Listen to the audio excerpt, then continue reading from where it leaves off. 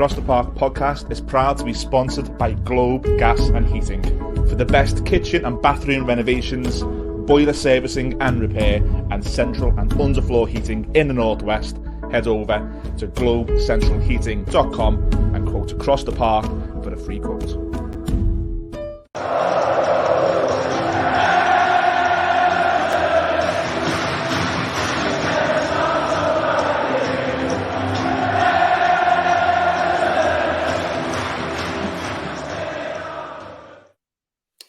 Hello everyone, welcome back to Across the Park podcast. Delighted to say the international break is over. Always seems like a long week, particularly this early in the season. This is our opposition preview, so delighted to be joined by Tom Canton from Gooner Talk. Tom, thanks for joining us. Pleasure, mate. Always have to be here. How have you found the international break? Terrible. Absolutely terrible. I can't stand international football at all. I just, I can get up for a World Cup or a Euros, but these qualifiers and nations leagues and things like that, I find it insufferable. And when your life is focused around football, it's tough, very tough. Amen, my friend. So as I say, delighted to have Premier League football back, and we're back at Goodison. 4:30 kick-off this weekend or this Sunday against Arsenal. Now, just before we get into things, Tom, and the idea for any of the Blues who are watching this, or the Arsenal fans or the Gunners, is we're primarily going to focus on the opposition, in this case Arsenal. So Tom, listen, from your point of view, massive season for you in terms of progression last season. Ran Man City very close, somewhat disappointing I guess, but at the same time huge progression under Mikel Arteta. Good start as well, would you say, apart from the slight blip against Fulham?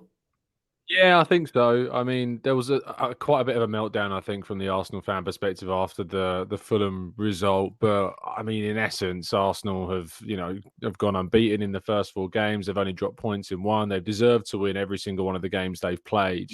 So all the signs of positivity are there. If they beat Everton this weekend, if they win the North London derby the week after, it would be a better start than the first 6 games of last season. So that kind of gives some context as to kind of the record that Arsenal are looking to achieve this the start of the season. But of course, the record that we've got at Everton is very bad. So that's certainly going to be in the minds of Arteta and the players.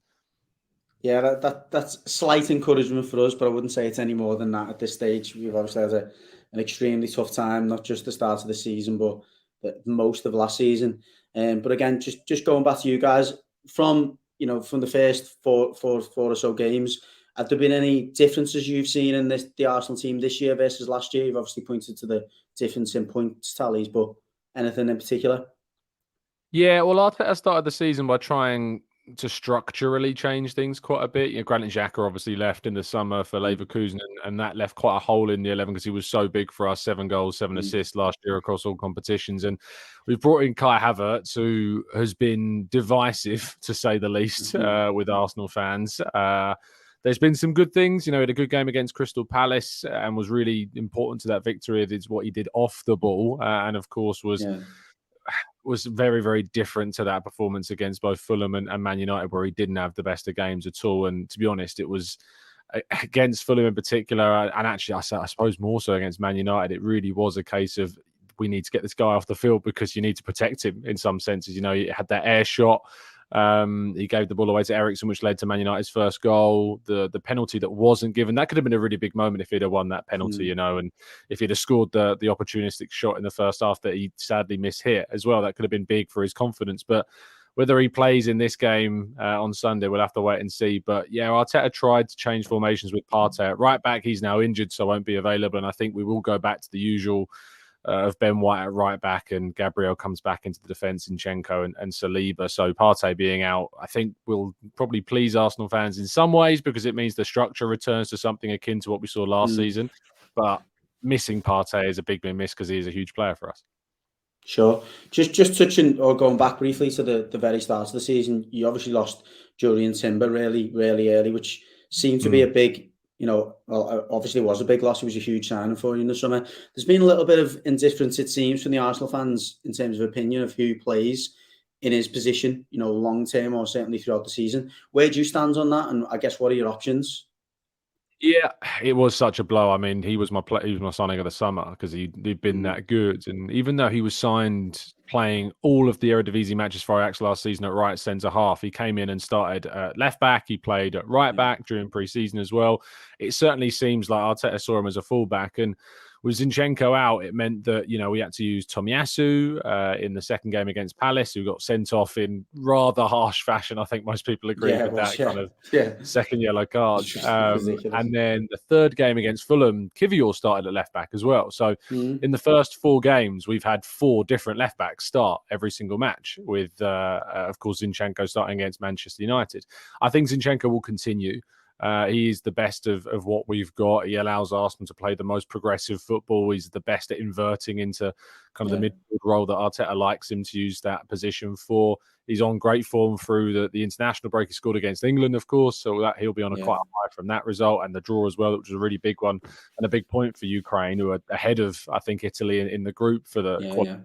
So it was a really big result for them, and Zinchenko will ride that wave somewhat. So it's important, I think, to see him as the starter, but that Tomiyasu had a really good international break as well. He was brilliant against Germany for Japan, playing left centre half, though, instead of in a fullback area. And Kivior actually scored for Poland, but it was sadly ruled out against Romania. So they've all had kind of really interesting international breaks, but it will be Zinchenko that starts there. Fair enough. Speaking of another player who's probably got a more difficult journey back. He played for Brazil, or played a part of the game for Brazil last night, Gabriel Jesus. Obviously, Eddie Nketiah has come in. Last season, he came in to kind of fill the boots of Jesus, but he seems to be competing more as, like for like, not like for like, but he's certainly competing for that shirt this year. Where do you stand on Jesus or Nketiah, or is it horses for courses? Yeah, it's an interesting one because obviously Jesus came on against United and scored, and Nketiah had a really good game despite not contributing a goal or an assist, but he obviously was involved in the build-up for the quick Ødegaard goal in response to Rashford's opener.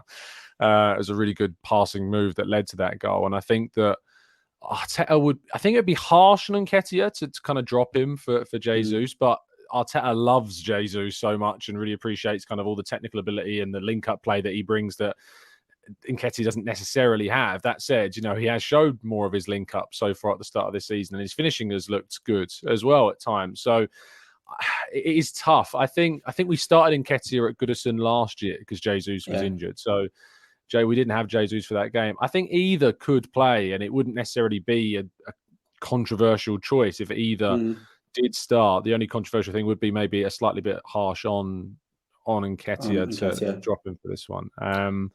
It's tough. I spoke to him after the Emirates Cup game and said, because he was being asked questions by the other journalists in the mix zone about how, are you going to fill in for Jesus? How do you feel about stepping into his shoes? And he must get sick of being asked about just being the guy to step in, I asked Jesus after the game against United, saying, we spoke to your competitor and said, how are you about feeling in stepping into Jesus' shoes? But Jesus was like, the competition is there. It's designed to kind of, make us both better, and he relishes it. So it's a good environment.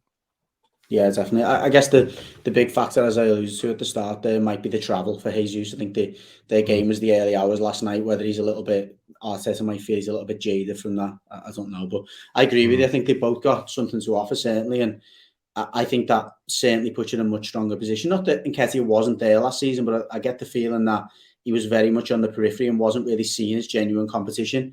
Whereas the fact you haven't gone out there and sought out another number 9 does suggest that Arteta sees him as someone who can push him for the place, which I think will only be a positive for you guys.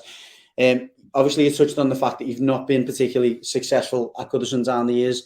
How do you think you can be successful this Sunday? What's the approach to go and get all 3 points, which you'll be not only going for, but I guess to a certain extent expecting? Yeah, I think it would be fair to say that Arsenal, go into this game expecting to try and get those 3 points. That's not to discredit Everton. It's just Arsenal, if they're going to win the league, have got to win these types of games. Yeah. And the only team that they should really be looking at and going, we could probably afford to drop points against is Man City, and then maybe away at United or Anfield, places like that. So it's tricky to to look back. It was tricky to look back at the last, I think, 5 meetings. And I did go back through them all this week to try and look at the reasons as to why Arsenal lost those games. And every single one of those games included a goal that either came from a cross or from a set piece. And that has been Arsenal's real vulnerability when going to Everton, and not just at Everton, but, you know, in countless seasons, we've been vulnerable from corners and balls going into the box. And so if we are going to have any, you know, hope of trying to nullify that threat again this year, it's going to be a case of trying to initially stop the crosses as best we can. And when they do come into the box, inevitably, it's having players like Gabriel to add the height and the physicality we need to kind of clear things away. There's an argument to start Kai Havertz in this one, even though he's been struggling, because he's got that height to be able to clear things away. And he did a couple of clearances, I think, against Man United, which were important. So I think that's the key part of it, is if you can stop the balls into the box, then you've got the best chance of keeping the clean sheet, which has always been tricky. But Arsenal, ironically, away from home, despite the poor record against Everton, away from home, Arsenal have been better as a side than they are at home in keeping clean sheets. So there's 2 forces here fighting against one another, and I'm not sure which one will come out on top this time. I think the interesting one for me, I agree with what you're saying in terms of the game could be decided by set pieces one way or the other. The interesting one for me is the midfield battle. You touched on Granit Xhaka obviously going out in the summer. Thomas Partey is looked, he's looked at the real deal again at the start of the season. For me, and again, I don't watch him as much as you. He can be a little bit hot and cold. One day he can run the show, and you think, wow, what a worldie, and he literally could step into any team. The next, he seems to go missing a little bit. Our midfield can be a little bit like that, and we've got 3 players in there, and Arna Decore and Ghana Guy, who will all think that on their day they can play in a top side, but again, they're not consistent enough. I certainly think at the weekend or at Sunday, we'll look to try and win that midfield battle and make that a real foundation for the game.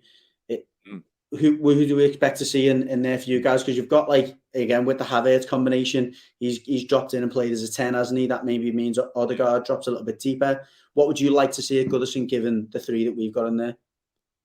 And I think that was one of the big reasons, of you winning last year. It was, Sean Dyche, I think it was his first game, and he went with those 3, and you won the midfield battle, and you out-competed Arsenal in the middle thirds and won the second balls, and Arsenal were kind of stumped in, and I suppose interrupted it a lot in what they wanted to do. Declan Rice has obviously come in and has been astonishingly good. You pay a lot of money for players, £100+ million, and immediately there's pressure. And Arsenal haven't got the best record of record signings doing well. Nicolas Pepe is left with his contract being terminated this summer, so that kind of gives you an indication of our luck with those. But Declan Rice has been probably our best player this season. He was man of the match against Palace. He was man of the match against Manchester United. So that's 2 out of 4. And he alone can win those midfield battles, depending if against 1, 2, or 3 other midfielders, because he's just that good. I think that Havertz will probably start because Arteta just fancies him in that position, and I think that he really wants that investment to come good. Another big investment again, and whether or not it works. The only other option I could see maybe coming in is Fabio Vieira, who has been really good off the bench for us this season. He came off the bench against Fulham and got 2 assists, if you count winning a penalty as an assist. Fantasy-wise, you might. But he got a great pass into the box for Nketiah. He won the penalty for the equaliser. And then, obviously, he set up Gabriel Jesus against Manchester United and looked good again in that game from the bench. And a lot of fans have said, well, Havertz is really struggling. This guy is putting in the performances. Give him a chance, So it'd be one of Havertz or Vieira, but I think I lean towards it more likely being Havertz. What does that, again, I don't want to get too much into Gary Neville, Jamie Carragher tactics or whatever, but what does your shape look like in that instance? Does Partey still play as a holder alongside Declan Rice? Was Partey out? Yeah, completely. Yeah, he'll be out. Yeah, so it'll be Declan Rice on his own, and then one of Havertz or Vieira and Odegaard in the 3. Fair enough. And I guess with the inverted fullback, you have got a better chance of winning that midfield battle, if you like, and picking up more of them second balls because you've got more bodies in there. Yeah, I think, Ben White does really well in kind of becoming the extra midfielder at times, more so in a wider role to support Saka. But what you often see is the 2 attacking midfielders. Last season it was Xhaka, Odegaard. This season it'll be Havertz and Odegaard pushing forwards, and then Rice will be flanked by Zinchenko and White, with Saliba and Gabriel sitting. And that creates kind of a suffocating effect onto the opponent, so they can't get out of their own defensive third, and Arsenal can kind of pass around the box until they find that pass is going to cut things open.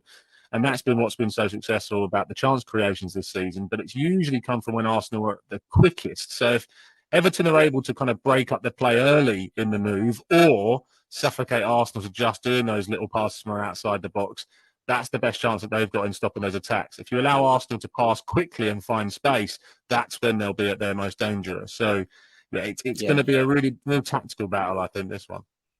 Yeah, I agree, and I completely agree with you in terms of not allowing you to get those quick breaks. I think if you allow Martinelli in particular and Saka to get 1v1 against them fullbacks, regardless of who the fullback is, I think you've got a real tough task on your hands. But yeah, listen, that's perfect. Just obviously, I'm gonna ask you for a prediction. I don't expect you to sit on the fence here. Give us your prediction for Sunday. It's so tough because we're so bad at Goodison Park. I will be optimistic, and I'll say 2-0. The only reason I say clean sheet is because our record away from home with clean sheets is really good. If we were playing at home, I'd probably say something like 3-1 because we usually concede. So I'll go 2-0. But yeah, that first goal is massive. If Arsenal get it, you never know. If Everton get it, it's going to be Fulham time again, I think. I said exactly that today when I was asked about it, that the first goal is so important, particularly to us. I think, if we do get that first goal, we've got half a chance. And I only say half a chance because I still fancy you guys to score. But I completely agree. And I know it's cliche that the first goal is important, but I think particularly under Sean Dyche and when you're playing a team that is as strong as you guys are, I think the first goal will be vitally important for us the weekend. I'm probably going to lean towards a 1-1 if you're going to ask me from my head point of view. I think we will get the first goal, but I don't think we'll quite be strong enough to keep you out. My heart's telling me another Sean Dyche. I wouldn't call it master plan, but a Sean Dyche 1-0. I'd be delighted with that. Are you coming up yourself, Tom? I might be doing the fans interview that they do at the ground beforehand. So yeah, I will be out there. Great. Well, I'll catch you in the fan zone because we're doing some bits in the fan zone before the game. But perfect. Thanks again, Tom, for coming on. Anyone who's interested in Arsenal news, wants to follow their stuff, you've got the Gooner Talk TV there. You've got Tom's Instagram handle there as well. I'll tag you in the videos afterwards. Tom, really appreciate your time, mate. I'd say best of luck this weekend. I wouldn't mean it, but best of luck for the season, and hopefully you can push City close again. If not, go one step better. Likewise. Good friends with Kev Campbell, so he'll be hoping that you stay up as well. Super Kev, yeah, we've had him on a few times, tough fella. And yeah, cheers, mate, take care. Pleasure.